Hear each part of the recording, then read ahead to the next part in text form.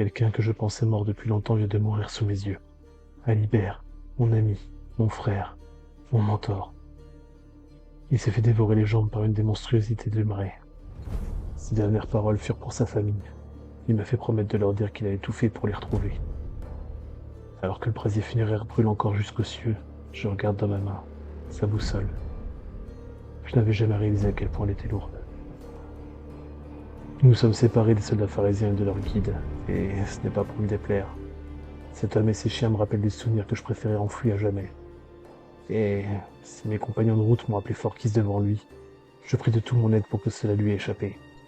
Il n'a pas eu l'air de réagir, tout du moins, mais peut-être était-ce parce qu'il était préoccupé par l'un de ses chiens, visiblement empoisonné lors de l'attaque des autochtones. Et ce n'est pas le seul. Mademoiselle Dobrak, elle aussi, semble avoir été contaminée. Notre seul moyen de les sauver est de nous rendre à Pont-du-Palu et d'espérer y trouver quelqu'un pour les soigner. Si par chance l'hospice a pu prendre Eleanor en charge, le chien lui a été refusé, et on nous a conseillé de nous rendre à l'auberge locale et d'y contacter le tourbier. Lorsque nous avons rencontré ce petit homme du nom d'Odo Pied-Follet, il nous est apparu évident qu'il était celui en charge de la mission des contrebandiers. En négociant un peu avec lui, nous avons pu le convaincre de soigner le chien. Eleanor s'est empressée de nommer prince. Cette alliance de fortune pourrait nous aider à survivre dans cette satanée ville. Du moins je l'espère. Alors que j'ai décidé de me rendre à l'ancienne maison de Céleste, je me rendis compte que le quartier avait évolué. La bâtisse autrefois isolée était désormais entourée d'autres maisons. Elle avait même été agrandie. Mais je n'ai eu plus de temps pour ressasser mes vieux souvenirs et les comparer au présent. La bâtisse était fouillée par ce salopard de Père Benoît et ses chevaliers du Temple. Il accusait le mari de je ne sais quoi. À vrai dire, avec le Père Benoît, il n'avait jamais besoin de grand-chose. Il le savait coupable et venait maintenant rechercher ses preuves. La présomption d'innocence n'existe pas chez cet homme. Je réussis à convaincre la femme qui vociférait sur les chevaliers de partir et de rejoindre sa fille avant d'être enfermée à son tour comme son mari. Et c'est là que je l'ai appris. Cette personne que je venais probablement de sauver était la nouvelle femme de mon père, Garland. C'est lui que le père Benoît accusait et avait fait arrêter. Les yeux perdus dans le regard d'une petite sœur que je venais juste de découvrir, je leur conseillais de se rendre à l'auberge de dos. Alibert aurait sûrement aimé cette ironie alchimique. Les marais m'ont pris mon ami et me rendent mon père. Aujourd'hui, quelqu'un que je pensais mort depuis longtemps réapparaissait soudainement.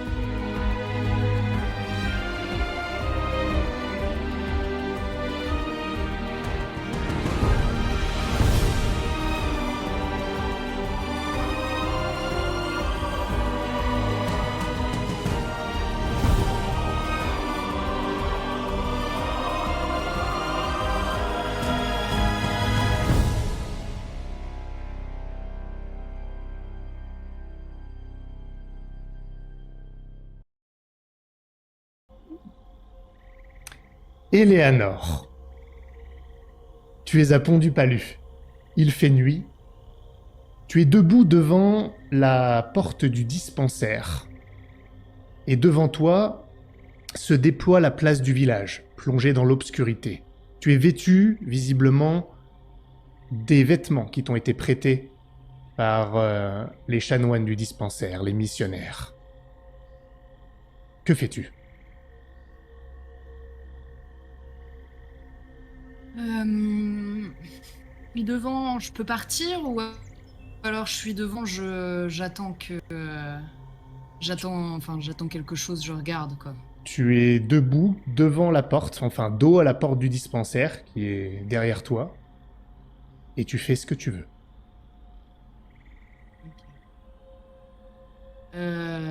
Bah, du coup, je vais... Il est tard dans la nuit? Il a l'air... Bah, c'est difficile à dire, tu ne vois pas grand monde. Tu ne sais pas comment tu t'es retrouvé là. Oh!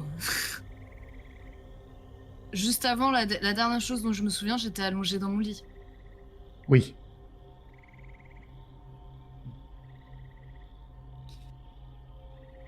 Je vais prendre une grande inspiration et regarder mes mains, voir si je tremble, si... Rien de tout ça. C'est dans quel état physique C'est pas vrai que ça recommence. Est-ce qu'il y a quelqu'un dans le dispensaire à l'intérieur ou... Tu ne sais pas, tu es devant la porte À qui a l'air fermée. Ah oui, elle est fermée. Ok, Fermée, alors d'accord. j'ai pas dit verrouillée, j'ai dit qu'elle était fermée, derrière toi, donc tu ne vois pas à l'intérieur. J'essaie de pousser la porte, de l'entrouvrir ou d'ouvrir. Tu essayes d'ouvrir la porte. Et malheureusement, elle semble verrouillée. Et c'est à ce moment que tu entends un autre son que celui du verrou sur lequel tu essaies de forcer. Une sorte de crépitement à quelque distance de toi. Que fais-tu ? C'est pas vrai. Je ferme les yeux, j'essaie de prendre une grande inspiration. 1, 2, 3. Et est-ce qu'il y a de la chaleur qui se rapproche ou... Il n'y a pas de chaleur qui se rapproche, mais tandis que tu balayes cette place du village qui t'apparaît désespérément vide, tu repères une sorte d'incandescence. Sur la place, enfin en tout cas un peu plus loin sur la place du village.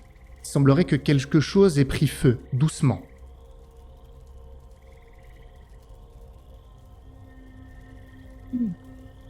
Doucement. Je me dirige lentement vers ce qui a pris feu, en regardant autour de moi s'il y a des gens qui s'arrêtent, qui regardent, qui existent, tout simplement. Très bien, tu te rapproches, tu regardes autour de toi, le crépitement se fait plus fort, tu ne croises personne, même si tu reconnais plus ou moins cette place de Pont du Palu. Et le feu est beaucoup plus étendu que ce que tu pensais.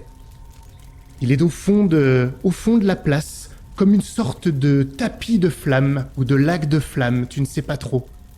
Et ça brûle. Et c'est là que des flammes émergent un autre son que tu as déjà entendu.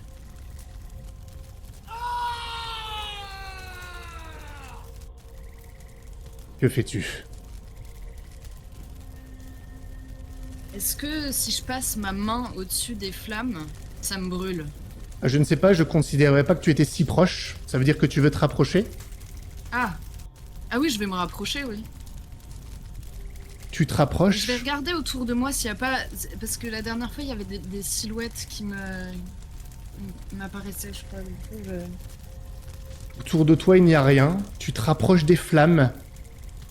Il te semble percevoir leur chaleur, mais alors que tu te rapproches, elle n'apparaît pas nécessairement brûlante. Et c'est là que tu détectes un mouvement dans les flammes. Quelque chose bouge. Une ombre qui semble émerger de sous les flammes, de ce lac de flammes. Tu vois d'abord 2 mains, puis des bras. Quelqu'un se hisse de ces flammes.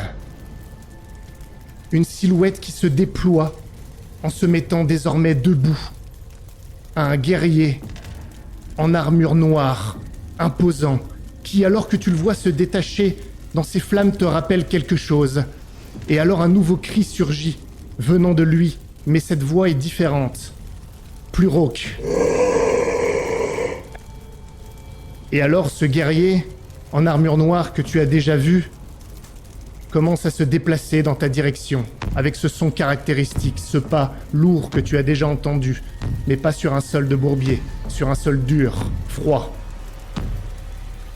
Et il s'approche, dans ta direction. Que fais-tu ?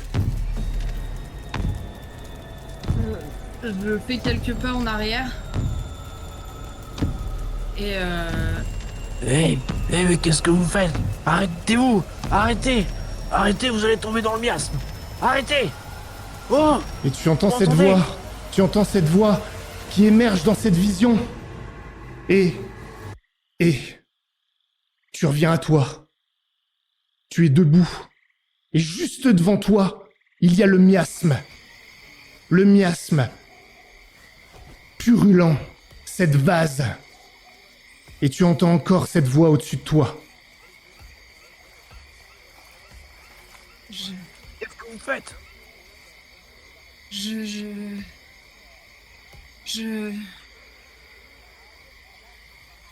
Il y avait un chevalier là, il y avait... Non, ce n'est rien, ce n'est rien. Pardon, Et c'est là je que tu suis, te je rends suis compte... confuse, j'ai marché... C'est là que tu te rends compte, Eleanor, que cette voix qui s'adresse à toi et qui t'a ramené à cette réalité se situe au-dessus de toi. Probablement au-dessus du miasme.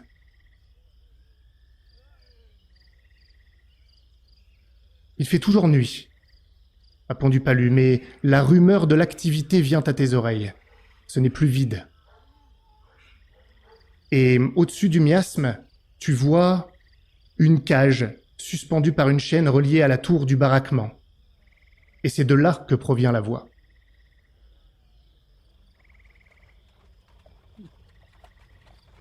Merci.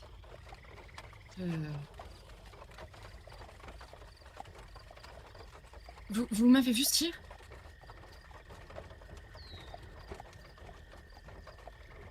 Non, Du j'ai rien vu. dispensaire? Je l'ai vu arriver. Proche, et là c'est dangereux. Faut pas traîner par ici. Oui, vous avez raison. Mais vous ne savez pas comment je suis arrivée ici? On n'a aucune idée. En marchant, j'imagine, mais... Peut-être pas tombé du ciel, hein. Si seulement. Ça me... Enfin, merci de m'avoir réveillée. J'ai des problèmes de... Enfin, tout le monde s'en fiche. Je vous remercie, monsieur... Garland. Garland. Appelez-moi Garland. Garland. Vous vous êtes trouvé une maison très en hauteur. Joli point de vue.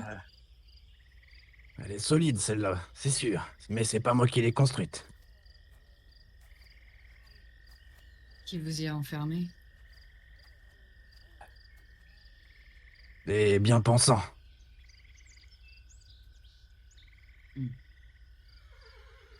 Et pourquoi?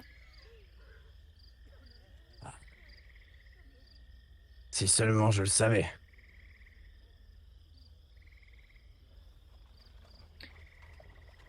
Eh, qu'est-ce que vous faites, vous? Qu'est-ce que vous faites? Qui êtes-vous? Vous adressez pas aux prisonniers. Et là, Eleanor, tu sens quelque chose. Quelqu'un te saisit au poignet. Vous devriez pas rester là. Je dégage mon poignet. Il te retient. C'est Eudes, le guide. Vous devriez pas lui parler. Venez avec moi. Bon. Vous devriez pas rester là. Pardon, Garland. Bonne soirée. Enfin, Ah. si, encore être bonne. Ah Pourquoi si, et restez loin de là. Ne vous approchez pas, il a raison. C'est dangereux. Juste comme ça, Garland, il ressemble à quoi Tu te vois pas bien dans l'obscurité. Ouais.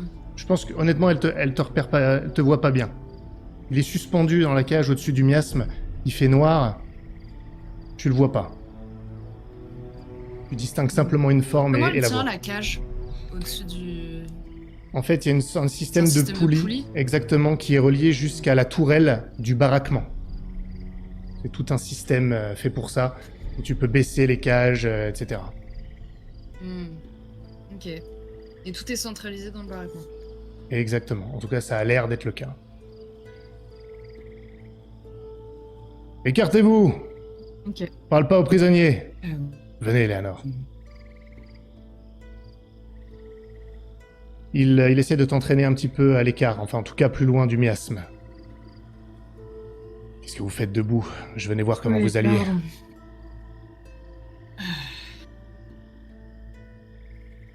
Si t'as dit quelque chose, j'ai pas entendu. Je disais, qu'est-ce que vous faites debout? Je venais voir comment vous alliez, dispensaire. Quand vous n'êtes pas en train de vous reposer. Je ne sais pas. Je n'en ai pas la moindre idée. C'est comme dans la forêt tout à l'heure. Enfin, il y a 2 jours, je ne sais plus. Je me suis réveillée au beau milieu des miasmes. Enfin, pas loin du miasme, pardon. Et si cet homme ne m'avait pas réveillée, je serais certainement tombée. J'avais revu quelqu'un qui n'a rien à faire ici, de surcroît. Je ne sais pas ce qui se passe. Vous auriez dû peut-être Je rester ne au comprends pas, le dispensaire. rêve bleu ne devrait même plus être dans mon système, il n'y est pas.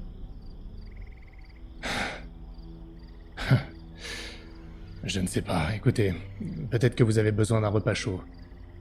Mais avec moi, je vous raccompagne à la tourbe. S'il faut, je vous raccompagnerai ou l'un de vos amis au dispensaire. Je pense que vous avez besoin de manger. Et par-dessus l'épaule de Eudes, au loin, tu vois la tourbe et l'enseigne, et il te semble distinguer la silhouette boiteuse de Forkis, accompagnée de 2 autres personnes, et il rentre à l'intérieur de la tourbe.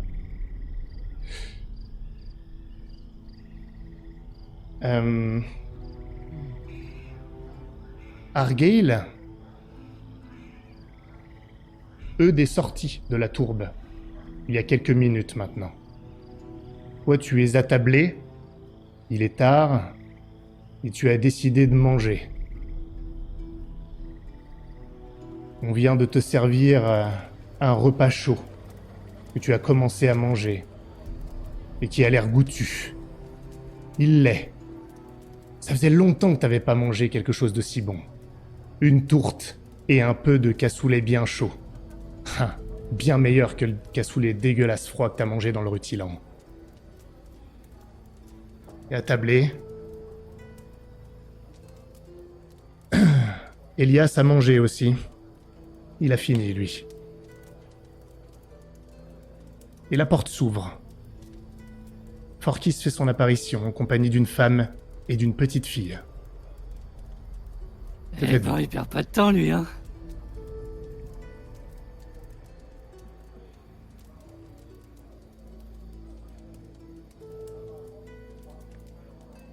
Je l'entends dire ça ou seulement Elias?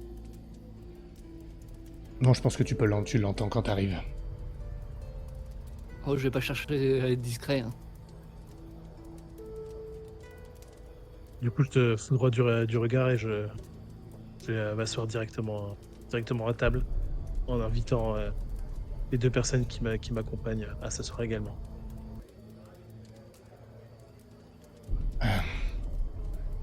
Où est le guide?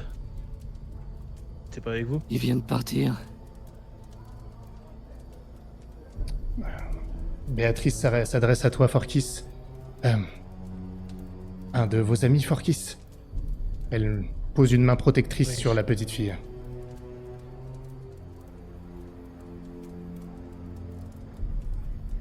Bonjour. Oui. Un de mes compagnons d'aventure. Argale, Elias, je vous présente Béatrice et sa fille. Elles connaissent mon père. Et il semblerait qu'il est encore en vie. Ah. C'est plutôt une bonne chose, non? Enfin, j'imagine. Oui. Oui. Si ce n'est qu'il a été arrêté. Et qu'il est visiblement en train de pendre au-dessus du miasme.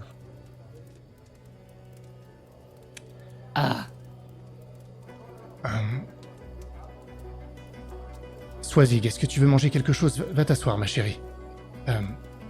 Est-ce qu'on peut lui commander quelque chose, Forkis? Ça va la distraire. La Oui, situation bien a été stressante. Moi aussi, d'ailleurs. En attendant, j'ai pas fini, mais je fais glisser mon assiette avec une partie de ma bouffe pour qu'il puisse bouffer. Ah, très bien. Merci. Et moi, j'appelle une serveuse du coup pour demander à recommander tout pour la tablée. Parfait. Elias se lève. Il reste discret dans la manière dont il agit, dans son expression. Il va aider la petite fille à s'installer. Lui, il recule la chaise. Ah, assieds-toi, ma grande. Tu vas bien manger. Il lui sert la nourriture. Et Eleanor et Eudes rentrent dans la tourbe à ce moment-là. Eudes a un temps d'arrêt, voyant la scène. Il te jette un regard, Eleanor, comme si tu pouvais lui donner la réponse. Que faites-vous? Mais qu'est-ce qu'il fout là, elle? Disons qu'elle était en balade. Je me suis dit qu'elle avait faim. C'est pour ça d'ailleurs que vous étiez hors du dispensaire, J'ai failli Eleanor. tomber dans les miasmes. Pardon? J'ai failli tomber dans les miasmes. Je ne sais absolument pas ce qui se passe. Et je m'assieds juste à côté de vous, je remarque à peine... Non mais ça fait à deux peine fois, les faut deux quoi? Faut gamines. faut vous attacher, c'est ça? Ah, fermez-la, écoutez, c'est pas ma faute, d'accord? Je me suis réveillée uniquement quand quelqu'un m'a appelé en me disant que j'allais tomber dans les miasmes. Sinon, je revivais encore une des scènes de mon passé. Avec cet homme gigantesque.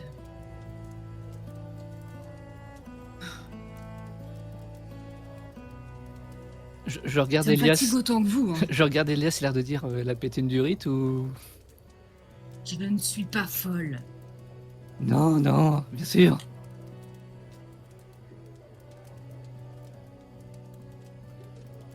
Et elle? C'est qui? Je m'appelle Béatrice. Enchantée. Et voici sa fille, Swazik. Bonjour. Elles connaissent mon père, Garland. Sa nouvelle femme. Et sa fille. C'est un nom commun dans le bourbier, Garland. Je viens tout juste d'en rencontrer un. Vous avez parlé à Garland? Ouais, j'ai failli tomber au niveau des cages. C'est lui qui m'a tiré de mon somnambulisme, j'imagine. C'est tout lui, ça. C'est somnambulisme qui vous gêne, Argyle? Vous lui avez parlé, comment va-t-il? Qu'est-ce qu'il vous a dit? Vous avez parlé à mon papa? Oh, réveillez-vous, vous allez tomber. Et je la regarde un temps et... Oui, j'ai parlé à mon papa. Oui. Attendez. Vous avez dit qu'elles étaient qui? La nouvelle femme de Garland et sa fille. Sa belle-mère et sa sœur, enfin sa demi-sœur. Oh. Il avait l'air... À vrai dire, je ne l'ai pas très bien vu, votre époux, madame. Je suis navrée.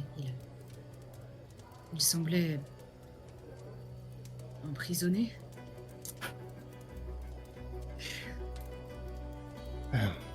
Oui. C'est le père Benoît qui l'a jeté là-bas.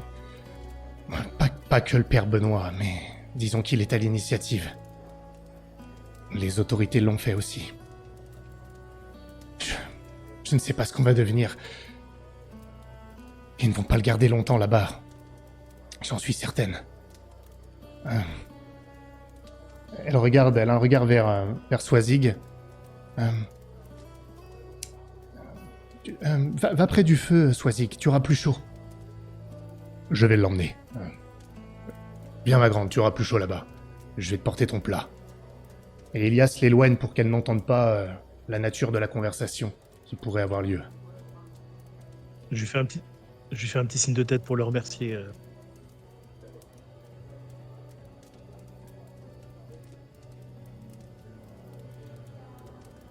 Écoutez, tout ceci est très étrange aussi pour moi.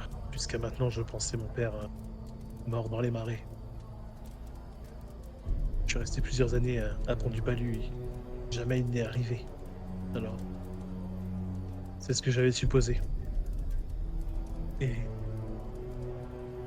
quand j'ai voulu aller me recueillir sur l'ancienne maison de Céleste, je me suis rendu compte qu'elle était habitée et qu'elle était actuellement fouillée par les hommes du Père Benoît.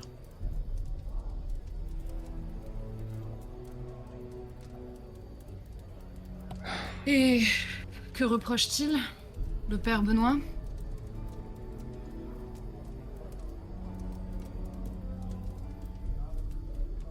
Je me tourne vers Béatrice et je dis difficile à dire. Il a décidé qu'il était coupable et qu'il allait trouver des preuves à l'intérieur de la maison. Il est, La Il justice du Père Benoît est très orientée. il est accusé d'avoir collaboré avec les clans conservateurs, les traditionalistes. C'est tout, c'est ce que j'ai cru comprendre. Ça n'a aucun sens. Garland était un loyal membre de la société de Pont-du-Palu. Il a aidé à construire la ville. Il est maçon ici, il est respecté. C'est pas pourquoi le père Aventin ne l'a jamais aimé.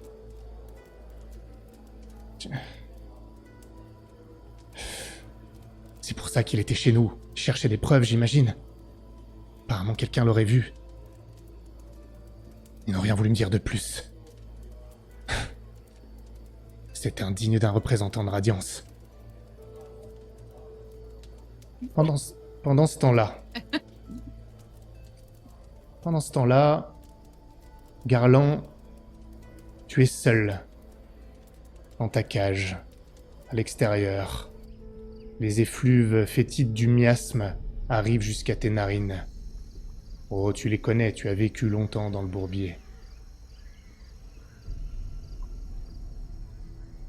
Quel est ton état d'esprit alors que tu es là, à la merci de tes geôliers?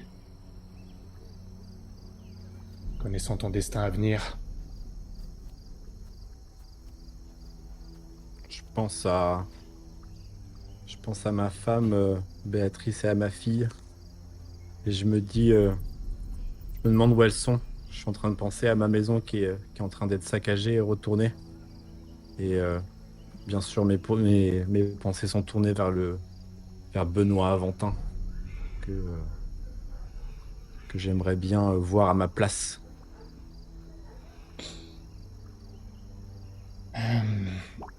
Et alors que tu penses à cet individu, c'est une autre personne que tu vois marcher dans l'ombre jusqu'à sous ta cage. Enfin, pas exactement sous ta cage, puisqu'elle est au-dessus directement du miasme, mais en bordure.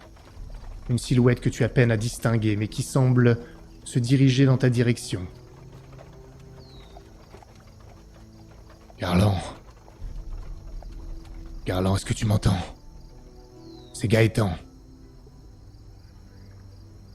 Gaëtan, qu'est-ce que tu fais là?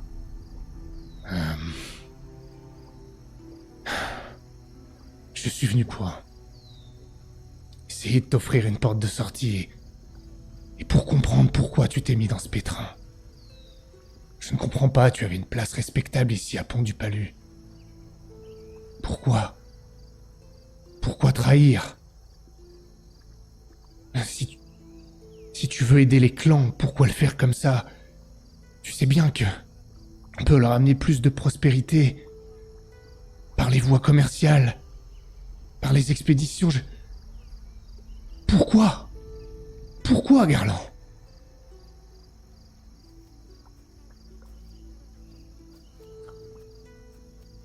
Parce que ce n'est pas les aider que vouloir leur apporter plus d'argent.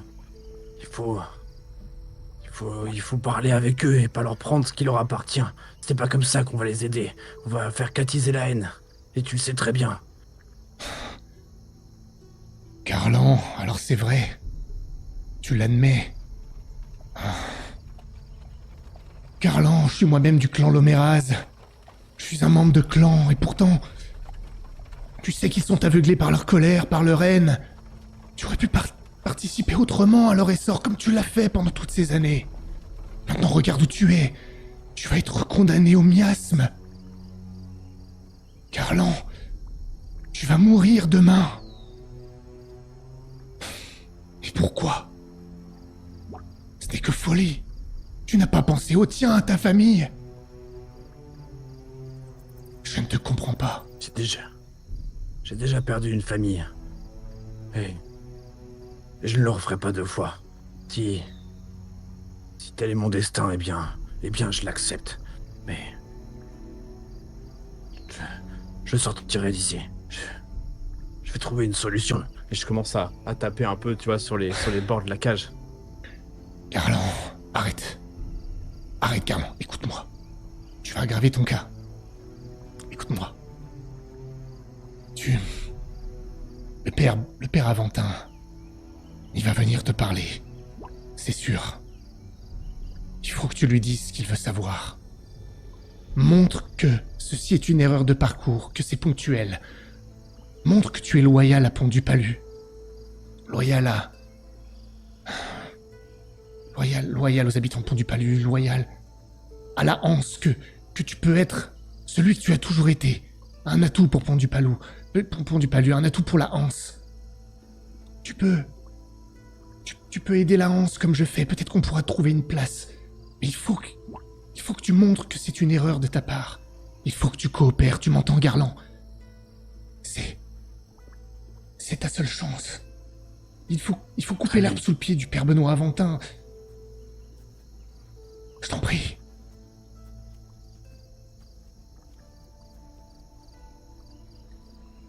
Ouais, t'as raison. J'essaierai de le convaincre et il me laissera sortir. Mais cette folie, tout ça pourquoi? Tout ça pourquoi? Arrête, ce n'est pas une folie. Arrête. Tu peux aider. Tu peux aider, regarde comme moi, j'aide. Tu es un membre de clan aussi, tu as voyagé dans le bourbier, tu connais, tu peux guider les expéditions, tu peux... Si tu le convaincs, peut-être que je pourrais te dire des choses qui pourront te faire participer. Pour l'instant, je ne peux pas, mais montre que tu es loyal. Dis-lui ce qu'il veut, que tu lui dises. Et il y a peut-être une chance. Très bien. On soutient. Je le suis. Je suis attaché à cette ville. Moi, j'ai tant fait. J'ai tant fait pour cette ville. Je ne veux pas la voir partir en fumée pour de l'or ou des vastes querelles. Bien. Je ne sais plus. Ils sont là, je dois te laisser. Bonne chance, Garland. Pense à ce que je t'ai dit. Il s'éloigne. Tu le vois rapidement disparaître. Et cette situation, tu as l'impression de l'avoir déjà vécue. Il y a 17 ans. Il y a 17 ans. Lorsque tu étais dans ton village d'origine. C'était il y a si longtemps. Et pourtant tu t'en souviens. Tu étais dans ce village.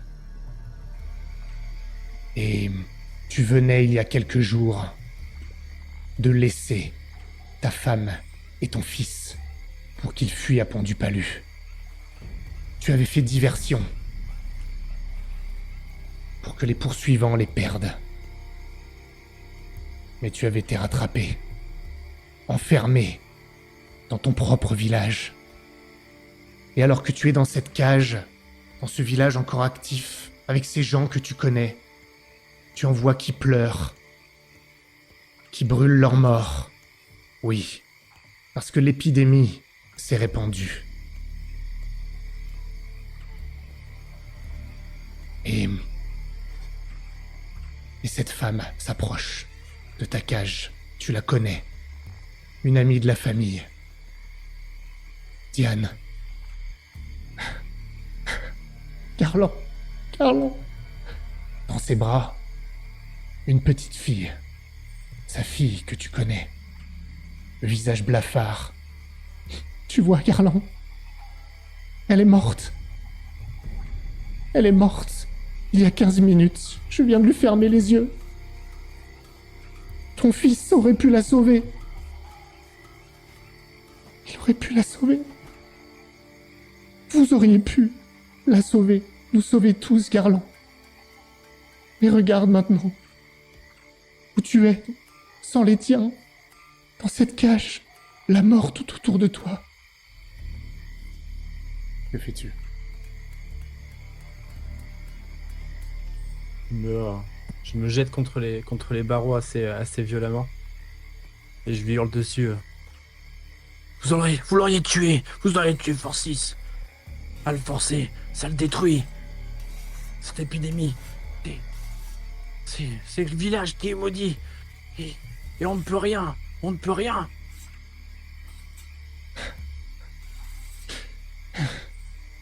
Tu as trahi le mot des Morrigan. Elles avaient choisi ton fils, quand vous avez raison. Tu nous as trahis. Elle te crache dessus.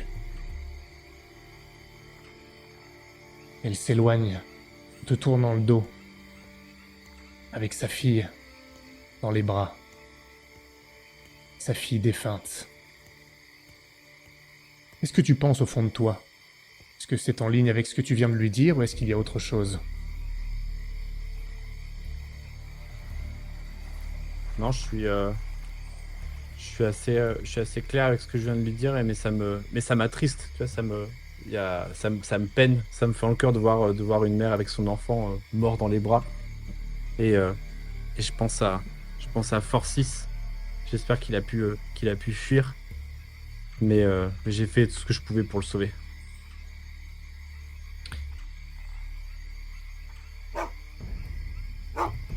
Sur ta gauche, un aboiement. Et puis, un grognement. Un énorme molosse est devant ta cage. Il grogne. Arca, assis! Immédiatement, le chien se tait et s'assoit, docilement. Un homme d'une trentaine d'années, barbu, s'approche. C'est Armis, le chasseur. Garland. Ah, comment va ta cuisse? J'ai pas eu le choix. Arca a les mâchoires puissantes.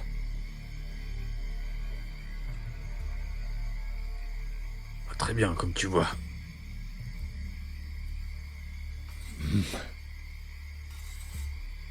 Je trouve pas ça normal ce qui t'arrive. Je suis désolé d'avoir dû te traquer. J'étais obligé. Je ne sais pas si c'est vraiment ce que veulent les Morrigan. Mais quand je vois tout ce qui se passe autour de nous, tous ces morts, je me questionne. Montre-moi ta jambe. Je soulève mon... Je dois avoir c'est pas un drap, peut-être quelque chose un bout de tissu déchiré, et je le soulève. Il doit y avoir une grosse plaie. Ah, approche. Tu vois qu'il sort quelque chose de une besace. Il a l'air de sortir quelques herbes. Tiens. Mets ça sur la plaie. Il faut que tu presses, en revanche, sinon ça sera sans effet. Et que tu frottes régulièrement. Pas trop souvent, toutes les 20 minutes à peu près. Ça devrait empêcher l'infection, en tout cas, autant que possible. Je peux pas faire plus. Il se rapproche de la cage. Il te fait signe de la tête pour que tu te rapproches. Est-ce que tu le fais? Ouais, je m'approche et je tends une main à travers les barreaux. Il te prend la main. Et il murmure. J'ai donné un autre vêtement que celui de ta femme et ton fils au chien. Il devrait pas les trouver normalement. C'est tout ce que je peux faire. Merci. Merci, Armis. Garland! Tu entends ce cri derrière que tu connais. Corvou. Vous autres, vous êtes toujours à la tourbe, bien sûr. Que faites-vous? Que dites-vous?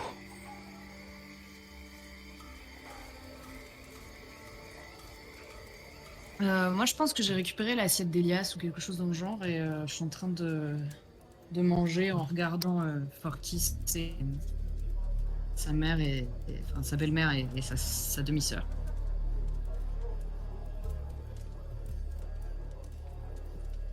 Donc le père Benoît. Comment déjà? Ah. Le père Benoît Lavant.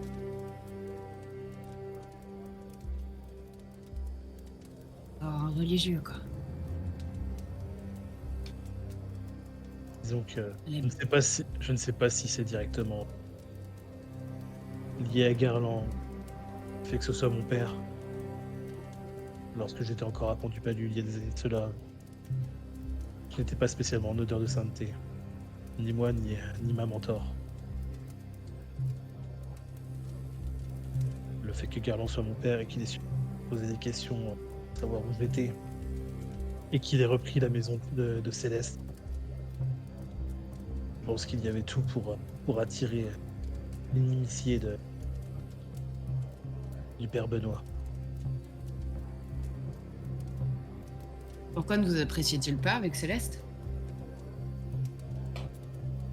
Eh bien, tu sais de quoi je suis capable. Il y avait un petit peu trop de guérisons miraculeuses à l'époque. Et Mais tu es donc. Vous êtes capable de quoi, Céleste. Forkis? C'est Eudes, le guide. j'ai appris la médecine et les soins auprès d'une vieille amie. On va pas tourner autour du pot. La réalité, c'est simplement que t'es un sauvage. Excuse-moi de te dire ça comme ça, mais c'est pour ça qu'ils te détestent. Oui, et Céleste n'était pas du village non plus. Enfin, voilà. Oui, enfin, des membres de clan, il y en a aussi à Pont-du-Palu. Alors certes, ils sont plus coopératifs. Mais... Et il n'y en avait pas autant à l'époque. hmm, Et il y a clan et clan. Mais il y a ceux qui peuvent le mettre en danger, le mettre à mal. Si vous faites décroître la croyance en radiance, il perdra du pouvoir. S'il perd du pouvoir... C'est ça. Je regarde la femme de... Béatrice, c'est ça. c'est ça. J'avoue que je ne sais pas vraiment. Père Benoît Aventin est le chef de la mission ici. Le pouvoir, il en a. Des clans qui coopèrent, il y en a beaucoup. Qui participent d'ailleurs à l'économie. Garland en fait tout à fait partie. Le bourgmestre est membre du clan Loméraz, Gaëtan. Alors, je comprends pas pourquoi il y aurait une inimitié particulière, ça n'a aucun sens. Je ne comprends pas. Mais il ne l'a jamais aimé, c'est une certitude. D'accord, bon. Eudes. Je comprends. Je ne m'attendais vraiment pas à ça pour tout vous dire, mais... Il baisse un peu la voix. Est-ce que ça veut dire que... ça va compliquer un petit peu les choses ici? Parce que... moi, je n'ai ma paye que si je vous suis. Donc, j'aimerais bien savoir dans quel bourbier je vais aller. Parce que si c'est un bourbier que je ne connais pas, il faut que je sois au courant.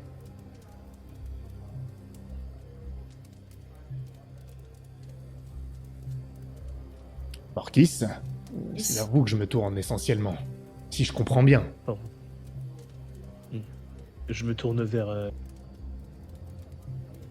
Béatrice. Enfin, je regarde Béatrice et Eudes. Y a-t-il une quelconque chance que nous puissions faire sortir mon père? Comment je ne sais pas. Une chance de quelle manière? Qu'est-ce que vous voulez vous dire? Le père Benoît Aventin ne va sans doute pas vouloir. Ça Gaëtan. dépend. Il suffit que Garland lui offre ce qu'il veut. Est-ce qu'il Il le l'a peut accusé seulement? d'aider les clans, c'est ça? Oui. Eh ben, il balance des gens qui qui eux aident les clans, et comme ça il sauve sa peau. À condition qu'il ait travaillé pour les clans. C'était pas juste une lubie de Benoît. C'est surtout que... Il a pas l'air d'avoir quelque chose à faire de la vérité. Non, mais... Mon mari, oui. Et déjà, je pense qu'il ne sait rien de ce que veut lui extorquer le père Benoît Aventin. Et en plus... Il ne mettra jamais quelqu'un d'autre dans des problèmes comme ça. C'était... Non. Forkis, peut-être que si vous lui parlez, peut-être qu'il vous écoutera. Le Ou père moi. Benoît. Non, Garland. Garland. S'il doit lui dire ce qu'il sait comme suggère votre ami... Mais je ne vois pas comment il pourrait les aider. Je ne sais même pas ce qu'ils vont demander exactement. Ni s'ils vont lui demander quelque chose. Ils ont l'air d'avoir tout à fait décidé ce qu'ils voulaient. Oh là là, on a enterré quelqu'un ou quoi ici? Et... Vous voyez le nain? La personne atteinte de nanisme, pardonnez-moi. Au dos pied follet, le tourbier, qui arrive et qui est en train de nettoyer quelques couverts, quelques tables. De manière un petit peu acrobatique, il se penche dessus et il vous regarde. Puis il s'arrête. Non mais vraiment, ça... On dirait une pièce de théâtre dramatique comme on pourrait les avoir à Bleu-Argent ou pire à Carnandras. Vous voulez faire fuir tous les clients de la tourbe? Tu as l'air bien renseigné sur les pièces qui se jouent à Bleu-Argent et Carnandras, dis-moi. Quand est-ce que tu es sorti du bourbier pour la dernière fois? Ah, alors on se dit tu maintenant. Voilà qui me fait plaisir. Vois comme tu m'as requinqué, l'ami. Ah oui, il pose son chiffon, il a l'air de se moquer complètement de l'ambiance générale. Il regarde même pas Béatrice, Forkis. Il prend une chaise et il s'assoit avec vous. J'aurais bien mangé un peu de mon propre cassoulet. J'ai voyagé un petit peu, et puis j'entends les rumeurs. Il y a beaucoup de gens en call sheet qui racontent, qui parlent. Alors oui, ils oublient leur passé, mais parfois ça raconte, parfois on apprend des petites choses. Et puis oui, j'ai quand même voyagé. Tenez, là, par exemple, ce cassoulet, là, que la petite est en train de déguster. Il est bon, hein, mon cassoulet, petite. Lui aussi, il a voyagé. Et peut-être même qu'il voyage encore. J'ai donné cette recette à un type une fois. Ah, une vraie merde, celui-là. Je suis sûr que maintenant on le retrouverait sur un rafio en train de donner du cassoulet froid à l'équipage. C'est une certitude. Pour tout vous dire, j'espère qu'il s'est noyé dans le fleuve. Ou dans la mer, mais il est pas assez courageux pour rester sur la mer, celui-là. Bref. Alors, qu'est-ce qui se passe ici? Racontez-moi. Racontez au tourbier. Que tu as déjà eu certains de tes compagnons qui ont eu affaire avec la garde et potentiellement qui ont été enfermés dans les cages. C'est une drôle de question, ça. Il fallait pas poser la question. Elle est trop pertinente Si pour tu moi. devais sortir quelqu'un d'une cage, comment tu t'y prendrais? Ouh, mon petit bonhomme.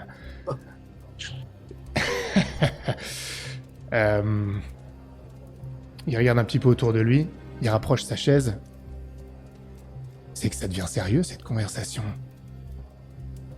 Vous savez beaucoup de choses sur moi déjà, si vous voyez ce que je veux dire. Et maintenant, vous me posez des questions qui commencent à m'inquiéter, qui mettent en danger mon établissement, les affaires de cet établissement, si vous voyez ce que je veux dire. Attention quand même où vous mettez les pieds. C'est quoi cette histoire?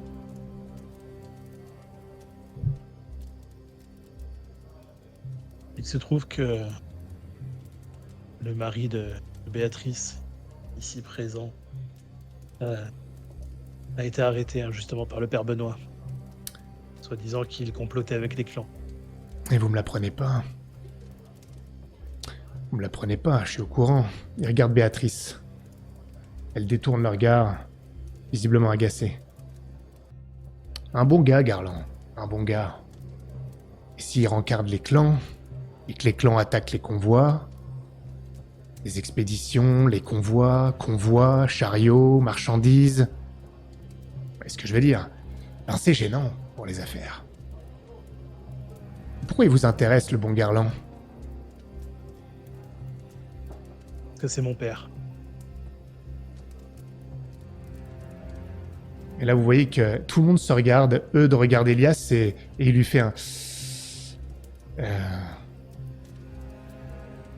C'est votre papa. Oh. Ah, c'est marrant comme histoire, ça. Et regardez ça autrement. Vous dites que il a parlé avec les clans. Que les clans attaquent les convois, etc. Mais votre convoi, plus ou moins caché, il a pris des chemins détournés. Mhm. Et pourtant, il s'est fait quand même attaquer. Comment pouvait-il connaître le chemin qu'il prendrait? Qu'est-ce que vous faites à Pont-du-Palu exactement?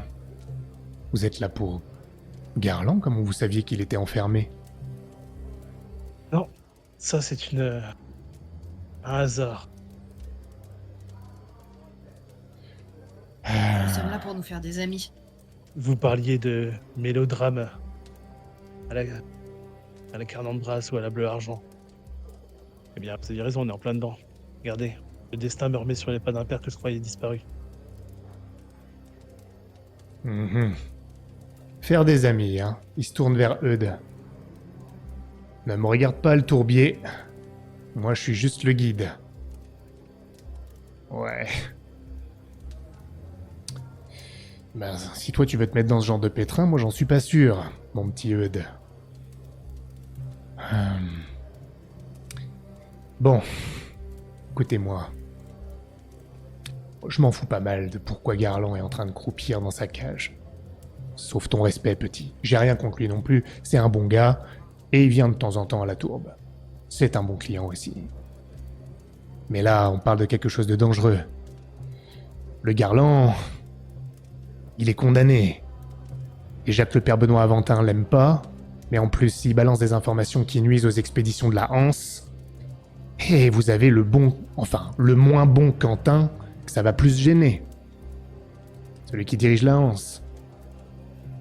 Quentin d'Orlais. Fils d'Anatole Orlais. Ça remonte loin, tout ça. Bien haut. Jusqu'aux hautes instances d'Almérienne. Alors s'il est là... Mon petit gars, je suis désolé, mais... ton papa... votre mari... il voit la petite fille, il a l'air de s'en rappeler. Disons qu'il a plus beaucoup de temps. Il n'empêche qu'il a décidé de l'enfermer et de chercher des preuves. Il en a aucune. Il fait ça au hasard. Pas vraiment, non. Apparemment, il a été vu, de ce que je sais. On sait pas plus. Oui, mais ça c'est facile. Témoignage. Oui, mais croyez-moi. Et là, Eudes le coupe. Ouais, il n'y aura pas besoin de beaucoup de preuves. Je pense pas que ce soit des preuves pour le faire condamner qu'il cherche. C'est des preuves pour chercher les réponses pour pas avoir à l'interroger. Je pense que c'est plutôt le style. Voilà, écoutez votre guide. Il a raison. C'est à peu près ça. Donc... Parce qu'il a zéro couille du coup. Je commenterai pas là-dessus. Mais mon gars, j'aime ton langage. Écoutez. Je sais pas qui vous êtes. Je sais pas ce que vous foutez là. Mais ça commence à sentir. Et j'ai pas encore déterminé quelle odeur c'était. Je sais pas si c'est une odeur de bon cassoulet, de tourte à la viande, ou de tourte à la chair humaine. Je sais pas trop. Et la chair humaine, sauf exception, c'est pas trop mon style. C'est forcément bien, on est déjà bien liés quand même. Oui, sauf qu'on n'a conclu aucun accord. Alors, j'ai encore pas mal de tables à nettoyer. Ce que je peux vous dire, c'est que si vous arrivez à sortir le Garland, si vous avez besoin d'infos sur les gens d'ici, bon, si vous arrivez à le sortir, peut-être que vous pourriez m'appeler. J'ai des chariots qui sortent ici et là avec de la marchandise. Pour s'échapper discrètement, avec lui, avec vous, qui vous voulez sortir discrètement de Pont-du-Palu, il y a peut-être moyen de s'arranger. En tout cas, pour faire quelques pas avec vous. Je vous trimballe pas jusqu'à Bourbeville ou autre comme ça, trop risqué. Mais je peux peut-être vous aider à sortir, parce que je m'en fous de tout ça en vrai. Mais, il faut que j'ai un intérêt là-dedans. Il faut qu'on soit plus liés que ça. Il faut qu'on soit comme cul et chemise. Comme cassoulet et poulet. Vous voyez ce que je veux dire? Comme viande et slip et tourte. cul. Exactement. Il faut qu'on soit comme ça. Alors, vous me trouvez quelque chose sur lequel on peut collaborer sur le long terme, qui peut me rapporter, d'une manière ou d'une autre. Je finis de laver ces tables et on en discute. Et on termine la petite histoire. Et je mangerai même un petit cassoulet avec vous. Ça vous va? Allez, j'ai du boulot. Et mon chien? Ah, vous pouvez aller le voir. Mon bureau est accessible. Il doit être en train de dormir, allez le chercher quand vous voulez. Faites comme chez vous. Ça me dérange pas. Il s'en remettra, le cabot. Mais attention, il m'adore déjà. Oui, Vas-y. oui, Tam. On verra. Allez. Il vous regarde, il fait un petit clin d'œil, et il va laver ses tables en sifflotant.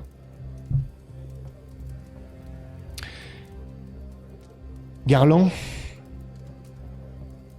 tu avais entendu cette injonction dans ton souvenir. Garland, cette voix que tu connais, et tu as été sorti de ton souvenir par cette même appellation, mais par une voix différente. Garland! Ah, cette voix, tu n'es pas sûr de l'aimer. Le père Benoît Aventin est en train d'approcher, en compagnie de quelques chevaliers de l'Ordre Radiant.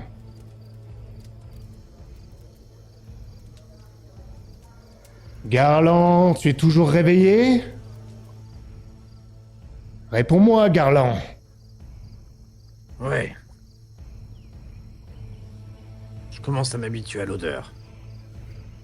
Ah, ne t'y habitue pas trop. Regarde, je vais te faire sortir. Et tu le vois lever le bras, tu distingues sa silhouette dans l'obscurité. Il semble faire un signe. Et puis tu entends le roulement des chaînes. Tu commences à être déplacé au-dessus du sol solide de Pont du Palu. Et ensuite, ta cage commence à descendre.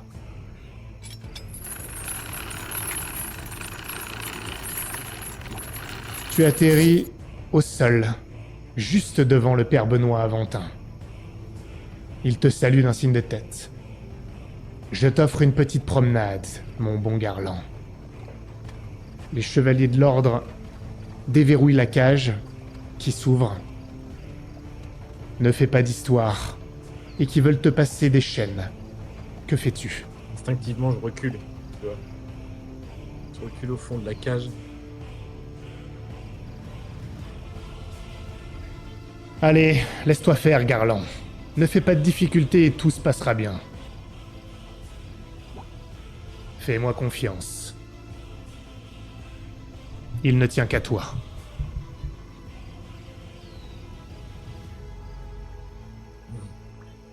Garland, je ne serai pas patient. Très bien. Est-ce que tu coopères? Ouais, je me laisse sortir. Tu vois, je tire un peu sur les mains qui essaient de me sortir mais j'oppose pas trop de résistance, quoi. Très bien. Il te passe des chaînes aux mains et aux pieds. Et tu es escorté par les chevaliers de l'Ordre Radiant à travers la place de Pont du Palu, en direction de la tour du baraquement. Benoît Aventin n'est pas derrière toi, il se place à côté de toi, te regardant régulièrement. C'est un homme d'une bonne 60aine d'années, plus petit que toi, plus frêle, mais qui semble imprégné d'un sentiment de toute puissance. Il semble aimer ce moment. Il n'est pas dans une attitude neutre, digne. Et tu es amené dans le baraquement. Le son de la ville du bourbier, du miasme, s'échappe de tes oreilles. et une forme de silence commence à régner en maître dans les lieux, légèrement troublé par le bruit de tes chaînes. On te conduit dans une pièce qui est silencieuse ou presque. Tu entends simplement le bruit d'un couteau qu'on aiguise.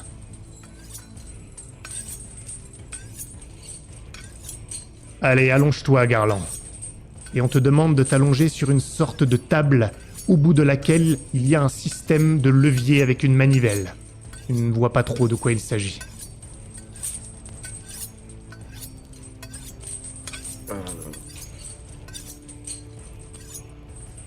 Autour de moi, il y a rien. Enfin, je pourrais, ouais, j'allais dire, je peux pas. J'ai des chaînes, j'ai des chaînes aux poignets, aux mains. Ouais, je pourrais pas m'en faire en cours. Je considère quand même le fait de passer mes chaînes autour du cou du père Benoît Aventin, de l'étrangler un peu et de le prendre en otage, tu vois, pour me laisser sortir. Je pense que tu vois, j'ai un regard, je regarde partout, je cherche une sortie. Et je regarde la table avec dégoût et sachant ce qui va m'arriver. Et tu sens que tu es poussé dans ton dos, probablement par l'un des chevaliers, contre la table. Et deux d'entre eux s'emparent de toi et te retournent pour te placer sur la table. Je ne sais pas si tu résistes ou pas, la pression est forte et ils commencent à t'attacher. Bouge un peu. Ne t'inquiète pas, Garland, ceci est juste une précaution. Je te l'ai dit, tu peux me faire confiance. Alors que tu es attaché à cette table, le bruit des chaînes cesse parce qu'on te les enlève, mais tu continues à entendre le bruit de ce couteau qu'on aiguise quelque part dans l'ombre. Lancinant. Tu vois le visage du père Benoît Aventin, éclairé par l'une des torches dans la pièce sombre. Cela caricature ses traits. Ça les rend encore plus haïssables, si c'est possible. Bien, Garland. Je vais te donner une opportunité. Une opportunité de sauver ton âme. En montrant que tu n'es peut-être pas complètement un traître, que ton âme peut être sauvée, que peut-être elle rejoindra la grande cité de Radiance. Dis-moi, Garland, est-ce que tu veux que ton âme soit sauvée ?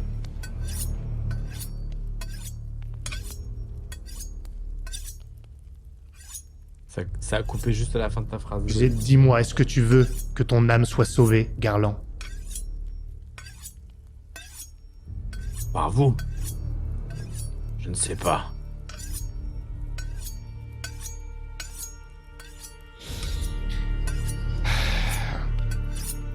Tu as Essayons.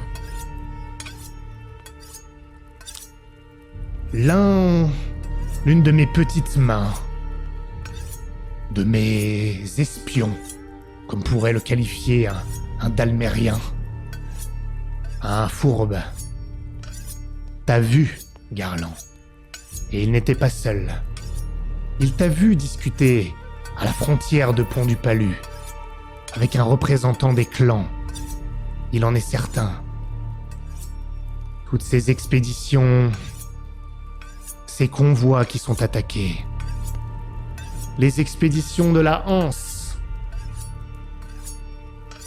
le gisement de résine de Quentin qui a été attaqué. Tout ça maintenant nous ramène à toi, Garland, et aux informations que tu as pu donner. Je l'ai toujours dit, Quentin d'Orlais, t'as laissé trop de latitude auprès de la Hanse, trop d'importance. Tu en sais trop. Et nous savons que tu as dévoilé des informations pendant de nombreuses semaines, que tu es responsable d'une perte économique, de la mort d'hommes. Garland. Commence par ne pas le nier. Garland. Est-ce que tu admets ces accusations afin que nous puissions démarrer du bon pied ? Je suis fidèle à Lens et à Pont-du-Palu. J'aime cette ville et j'y ai participé à la construire. Non à à l'oppresser, comme vous le faites. Alors à qui parlais-tu, si tu ne trahissais pas, Garland?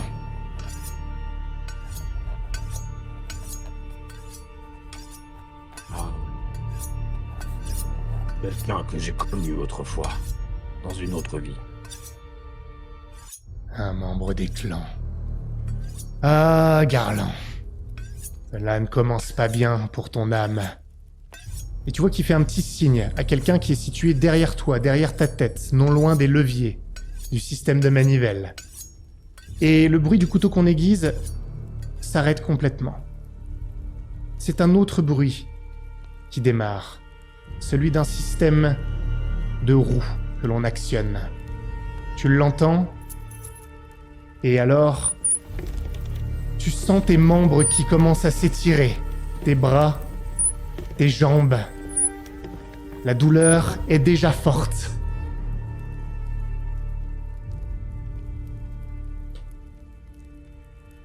Garland, je vais te reposer cette question une fois, avant de poser les deux autres. Est-ce que tu avoues que tu as divulgué des informations? Tu peux encore être pardonné, mon fils. Je peux encore te donner le pardon de Radiance.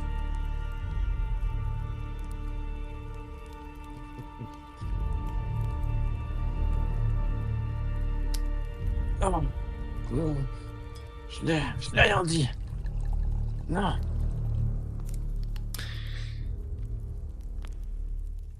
Les autres. Toujours chez le tourbier qui lave ses tables. Il y a maintenant moins de monde dans la pièce commune. C'est silencieux, on n'entend que le ronflement du feu. Que faites-vous?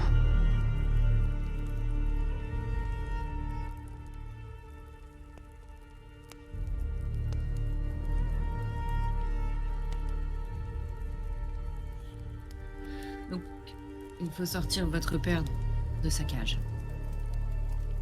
Oui. Sinon, il sera exécuté. S'il faut qu'on soit lié avec notre ami, peut-être qu'on pourrait utiliser ces chariots et les protéger pour qu'on puisse transporter nos marchandises communes.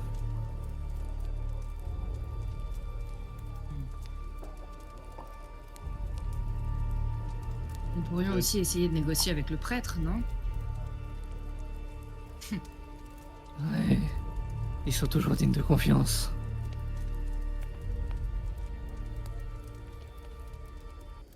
Je me tourne vers Béatrice et je lui demande, savez-vous ce qui est arrivé à Céleste? En réalité, je ne l'ai jamais rencontré. Je suis arrivé ici à Pont-du-Palu alors que Garland était déjà là. Et lui-même ne l'a jamais rencontré. Il a su que vous étiez en vie en arrivant à Pont-du-Palu. Il a su où vivait Céleste, il a compris qu'elle vous avait aidé. Et c'est là qu'il s'est établi. Et lorsque nous nous sommes rencontrés, il était déjà dans cette maison, qu'il a retapée et agrandie. Tout ce qu'il m'a dit, c'est qu'apparemment elle était repartie d'où elle était venue, sur le continent. Après que vous soyez partis, vous, avec cet expéditionnaire d'Almérien, dont le nom ne me revient pas, Albert, quelque chose comme ça. Albert. Une grimace quand elle dit ça. Oui.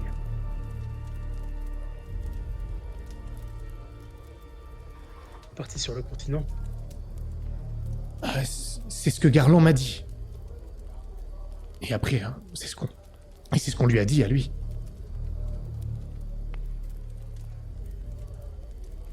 On est d'accord, moi j'ai toujours cru qu'elle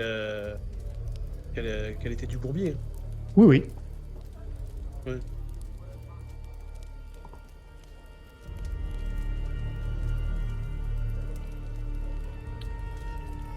Qu'est-ce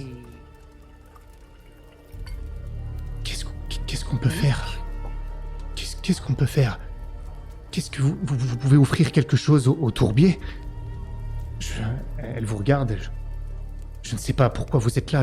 Forkis, je ne sais pas à qui, à quoi vous êtes lié, mais honnêtement, au point où j'en suis, je m'en fiche. Je ne peux pas perdre mon mari. Et Swazik ne peut pas perdre son père. Je ferai tout ce qu'il J'ai faut. beaucoup de questions, lui. Je ne l'abandonnerai pas. Nous lier au tourbier n'est pas un problème en soi. Je pense comme l'ont dit mes compagnons que nous avons plusieurs moyens de négocier avec lui. Reste qu'il faut toujours sortir mon père de là. Il Ça, ce n'est faudrait... vraiment pas compliqué. Plaît-il. Pardon, mais la cage dans laquelle il est enfermé est vraiment très simple à ouvrir. En réalité, il suffirait de substituer son corps à un autre, de mettre feu en faisant croire que cela vient d'un des clans et qu'ils l'ont tué pour qu'il ne parle pas. Ensuite, votre père serait disparu, mais persona non grata au bourbier pendant un certain temps. Et nous ne pourrions certainement pas l'utiliser s'il a la moindre information sur le bourbier. En revanche, peut-être qu'il pourra se cacher auprès des clans qu'il aide en permanence. Enfin, s'il aide vraiment des clans. Si je peux me permettre, c'est Eudes. Vous avez entendu le tourbier. Le père Benoît Aventin n'est pas vraiment à tendre. S'il se passe quelque chose de ce genre, des questions seront posées. Et plus que ça. À mon avis, il y aura des recherches à Pont-du-Palu. Vous venez d'arriver à Pont-du-Palu. Vous vous êtes fait remarquer au dispensaire. À la tourbe, mine de rien. Ce n'est pas bien grand non plus. Même si vous faites ça, vous prenez des risques. Il faudra à mon avis partir d'ici. Qui pourrait contrer le prêtre? Qui d'autre a une puissance nécessaire pour lui dire de se la fermer? Le seul que je vois, Quentin d'Orlay, de la Hanse. Mais s'il pense que Garland est à l'origine de l'attaque des expéditions qu'ils mettent en place, à mon avis, il est dans le coup de l'arrestation. S'il est au courant. Oh, je n'en sais rien, mais il y a de grandes chances qu'il le soit. Tout le monde sait qui est dans les cages, apparemment. Le tourbier était au courant de pourquoi Garland y était, à mon avis. À mon avis, ils savent. Oui, Et l'information ceux est d'Orlay. sortie. Vas-y. Ceux d'Orlay, que voudrait-il? J'en ai pas la moindre idée. Tout ce que je sais, c'est que... Peut-être qu'on peut en demander au tourbier, mais il mène des expéditions. Il régit tout le commerce qui passe par Pont-du-Palu. Il a un gisement de résine de Calliope.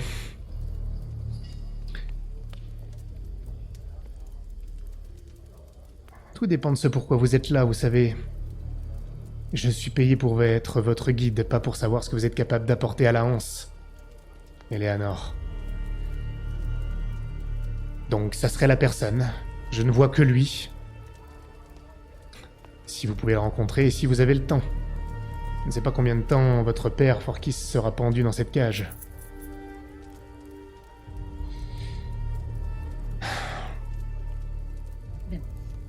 Ce qui est certain, c'est que si vous allez tenter de négocier avec Quentin d'Orlay et que vous échouez, c'en est fini. Vous serez révélé, plus que de raison, déjà que c'est déjà à moitié le cas, par la présence, comme je l'ai dit. Dans tous les cas, votre présence ici sera un danger pour vous, et peut-être pour vos affaires au cloiseau, mais là, je ne m'avance pas comme je l'ai dit. Je ne suis qu'un guide qui pisse contre les arbres du bourbier.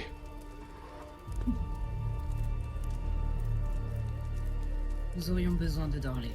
En réalité, cela nous ferait gagner énormément de temps. Ah, ouais. Ça nous exposerait trop. Entre nous, il baisse un peu la tête.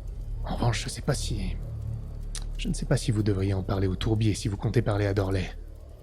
Ils ne sont pas comme cul et chemise, comme dirait Odo. Alors faites attention quand il reviendra de son petit nettoyage. Il a l'air gentil comme ça, mais il a une réputation.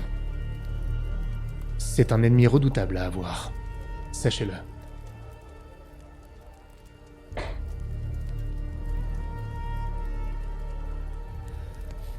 Le problème, c'est qu'il en sait déjà trop sur nous.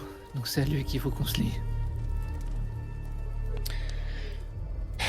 Encore une fois, je ne suis qu'un guide. En revanche, ce que je peux vous dire, et ce sera l'étendue de ma participation à cela, si vous devez partir, quitter Pont du Palu, rapidement, ou au risque de vous faire poursuivre, je peux vous emmener encore plus loin dans le bourbier.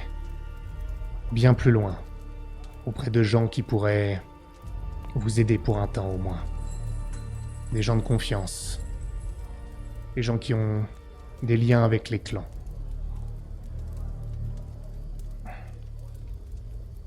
Il faudra voyager longuement dans le bourbier. Mais cela vous permettrait d'échapper à d'éventuels poursuivants ou de mettre votre père en sécurité si nous atteignons la destination. Ça, On parle de quel clan? c'est un petit peu plus compliqué que ça.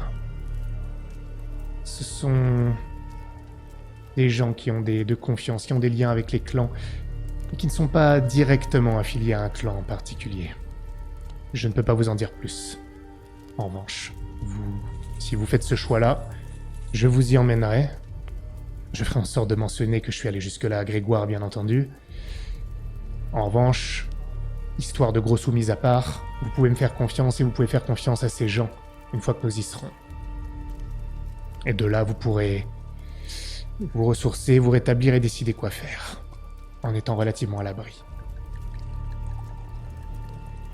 Tout dépendra du plan dont vous décidez. Le tout est que je sois informé et que je sache à quoi m'en tenir. Je me tourne vers vous autres. Je pense que c'est notre meilleure solution. Et je suis vraiment d'avis d'éviter Pompin d'Orlé pour le moment. Si nous parlons à tout le monde, ce ne sera bon ni pour nous ni pour le cloiseau. Actuellement, nous avons un allié au dos, un allié de circonstance, mais nous devrions consolider cette alliance et continuer après avec Eudes. Ils vont durer, vous bleu.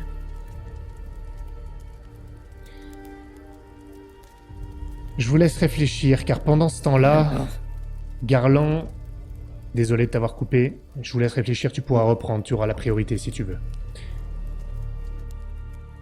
Garland, tu es sur cette table, tu sens des étirements au niveau de tes dorsaux, au niveau de tes adducteurs.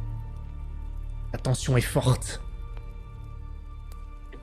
Ah, je suis déçu, Garland. Mais je suis aussi miséricordieux. Alors, par la grâce de Radiance, je vais te poser une autre question. Je vais la poser de manière plus précise. Je vais considérer qu'en ton fort intérieur, tu as avoué, car au fond, tu es un homme honnête. Quel est le clan duquel fait partie cette vieille connaissance, car nous savons que c'est un membre de clan. De quel clan fait-il partie, Garland? Réponds, ne m'oblige pas à donner un ordre qui nous déplairait à tous les deux. Je résiste, tu vois, j'essaie de serrer les dents. J'essaie de tenir à la douleur.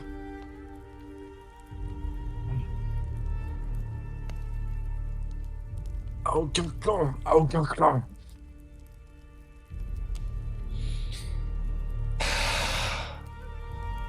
Ah. Tu n'imagines même pas à quel point cela me peine. Et tu entends à nouveau le bruit de la manivelle avant même de sentir. Et cette fois, c'est atroce. Ton corps semble sur le point de se déchirer. La tension est très forte. Tu sens presque des déchirures musculaires et je vais te demander un premier jet de dés. Un jet de dés pour voir si tu vas te sentir obligé de dévoiler quelque chose ou non. Tellement la douleur est forte. Tu vas me lancer 2 dés. La difficulté est de 8 et tu as actuellement 2 points de détermination.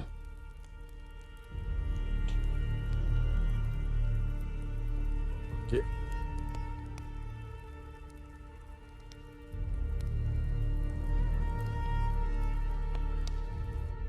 Je fais un 9. Parfait. Qu'est-ce qui se passe dans ta tête pour que cette douleur ne te fasse pas révéler quoi que ce soit? J'ai le visage de la personne à qui je parlais qui m'arrive dans la tête et celui de Forcis. Et ça se mélange un peu. J'ai l'image de Massia, de Béatrice, de Swazig. Il y avait un peu tout ça qui vient en tête et je hurle encore plus fort. Je tiens bon. Tu hurles, tu ne sais pas jusqu'où tes hurlements seront entendus. Tu tiens bon. Et tu commences à percevoir au-dessus de toi la frustration dans le visage haineux du père Benoît Aventin, qui n'est pas tant en contrôle que ça de la situation. Il est frustré. Garland. Il s'approche et tu vois le mal derrière ce visage. Pense à ta famille, Garland. Si tu as tourné le dos à Radiance, tu as pu damner les tiens. Pense à ta femme, à ta fille. Est-ce qu'elle mérite vraiment de te rejoindre dans le miasme? Garland. Réponds-moi. Si tu ne me dis pas de quel clan il est-ce que tu peux me dire où trouver cet homme à qui tu parlais? Dans quel village? Dans quelle partie putride de cet endroit maudit, rempli de sauvages? Garland, pour la survie des tiens, réponds-moi, où est-ce que je peux le trouver? Dors. J'essaie de qu'il se rapproche. Tu vois, je veux le. Tu sais, j'ouvre la bouche pour. J'arrive pas à respirer. Pour qu'il se rapproche de moi. Il se rapproche. Oui, Garland, oui.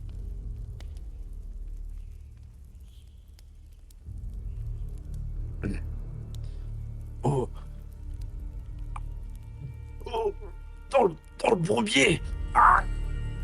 Et j'essaie de le mordre au visage, tu vois. Écoute, tu penses que tu y arrives parce qu'il te dit « Où dans le bourbier ?» Et il s'approche encore plus pour t'entendre. Dis-moi où tu le mords et vraiment ce que tu fais. Concrètement, exactement où. Soit le nez, tu vois. Soit le nez, soit l'oreille. Tu vois, s'il approche son oreille, j'essaie de lui mordre son oreille et de lui arracher. Et sinon, s'il approche son visage, je lui mords le nez, tu vois. Le nez. Ah, tu lui mords, t'entends presque un craquement, ça saigne. Ah, retiens-le de moi. Et tu te fais taper, frapper par les chevaliers. Il m'a dévoré le nez. Ah, c'est infâme damné. Oh, Garland. Tournez. Et alors tu sais que cela arrive, malheureusement. La roue, la manivelle, tu entends le bruit, la douleur est horrible, et malheureusement, tu entends les os craquer. Ah! Quelque chose se casse, tu ne sais pas exactement quoi, mais l'un des os a été broyé. Un sauvage, comme tous ses membres de clan. Ramenez-le dans sa cage. Demain, à l'aube, il sera jugé par Radiance qui le contemplera se noyer dans le miasme. Garland, ne t'en fais pas. Tu ne seras pas seul dans la cité de Radiance qui te punira. Tu seras avec les tiens, ta famille t'accompagnera dans l'autre monde.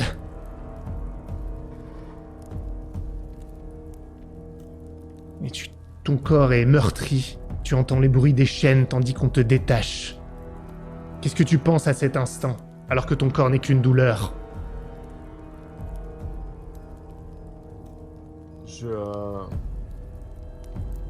J'essaie de réfléchir, mais j'y arrive pas. Et j'ai encore le goût du sang dans la bouche, et je relève les yeux vers lui et je le crache au pied, tu vois, du sang et de la salive. Je dois sûrement dégouliner un peu partout, mais j'essaie d'avoir l'air digne et de le défier. Tu vois qu'il est en sang lui-même, il a ses mains. Tu lui as mangé une partie du nez. Tu l'as peut-être cassé, il y a une partie de la chair qui a été enlevée. De toute ta rage, et tu vois la sienne dans ses yeux. Et tu es traîné, à genoux, tu ne tiens plus debout. Tes membres ont du mal à te porter. Tu pourrais s'il fallait te lever, mais la douleur serait telle, là le choc est important. Tu sens ton rythme cardiaque qui est très élevé face à la douleur.